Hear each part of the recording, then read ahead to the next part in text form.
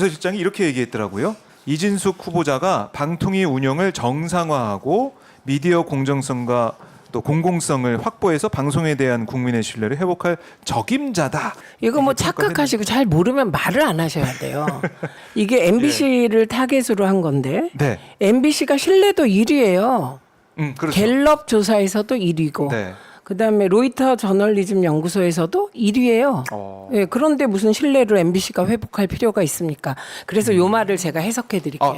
해석기를 돌립니다. 네, 최민희 위원장 해석. 방통위 운영을 정상화하고 네. 요 정상화의 뜻은 우리 마음대로 더 나아갈 것이다 이런 거고요. 그러니까 이게 정권 마음대로 네. 이 미디어 공정성은 MBC가 친윤적 보도로 KBS처럼 된다. 이걸 공정성으로 보는 거고요. 이들이 얘기하는 공공성은 김건희 여사 보도나 네. 윤석열 대통령 비판 보도는 하지 않는다. 이런 뜻입니다. 그래서 그 사전을 따로 만들어야 돼요. 예. 윤석열 정부 미디어 사전. 네, 그건 이 공정성은 우리가 그동안에 전통적으로 해왔던 네. 객관성과 중립성을 담보한 공정성이 아니고요. 오직 기준이 윤석열 대통령 그리고 그거보다 더 중요한 기준은 김건희 여사 결사옹호 이게 공정성입니다. 그런 의미가 지금 네. 녹아 있는 거다라고 해석을 해주셨는데, 네. 그러니까 이진숙 후보자도 맨 처음에 이제 지명 받은 다음에 첫 일성이 뭐였냐면 바이든 날리면 이 보도도 거론하고 네. 청담동 술자리 보도 네. 이걸 거론하면서 정부가 방송 장악했다면 이런 보도가 이런 기사가 가능했겠냐? 방송이 공기가 아니라 흉기라고 불린다. 이게 세게 얘기를 했어요. 근데 이것도 사실과 달라요. 사실과 장악된 KBS가 제가 어제 KBS 뉴스를 우리 어머니가 94세인데 KBS만 보세요. 습관이잖아요, 아, 예. 그게. 그래서 예. 제가 같이 봤어요, 엄마랑. 그런데 거기에 한동훈과 김건희 여사의 문자 메시지가 보도되더라고요. 장악된 KBS도 보도하지 않을 수가 없는 거예요. 그렇죠. 이게 너무 심해서. 예. 옹호하기 위해서라도 보도해야 돼요. 바이든 날리면은 예. 이거는 그거보다 더 심한 거예요. 왜냐?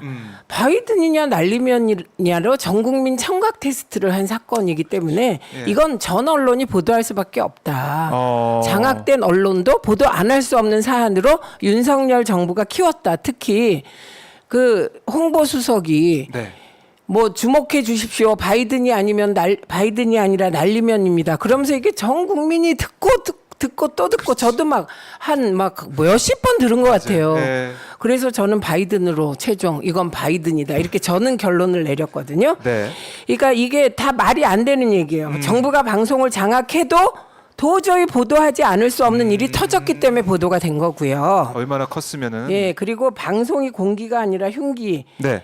저는 뭐 지금 그렇다고 생각합니다. 많은 방송이 흉기라고 저도 생각합니다. 딱 네. 하나 맞아 떨어졌어요. 그런데 마지막 남은 공기를 네. 흉기로 만들라는 게 이진숙 후보예요. 하하. 네.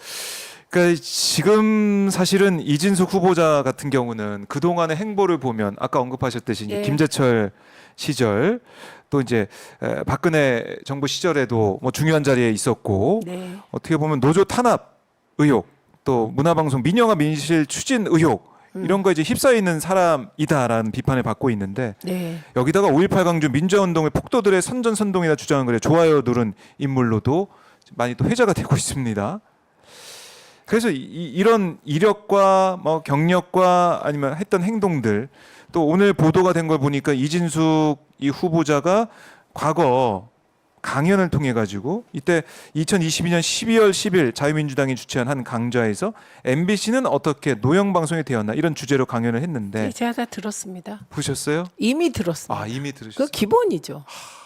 그러니까 뭐 좌파 영화, 좌파 연예인 뭐 이런 주제까지 나오고 어떻게 제가 보세요? 이번에 네. 참고인으로 좌파로 찍힌 연예인, 대중 예술인들 그리고 우파로 존중받은 네. 대중 예술인들을 참고인으로 부를 생각입니다. 인사청문회. 청문회 때. 네, 제가 그래서 지금 오기 전에 예. 명단을 쭉 주고 이분들 모시자. 그래요? 그래서 좌파인가 물어보자.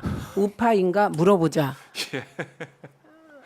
야. 코미디는 코미디로 정리를 해주는 게 맞아요. 예, 그리고 와, 딱딱 물어본다. 서울의 봄을 네.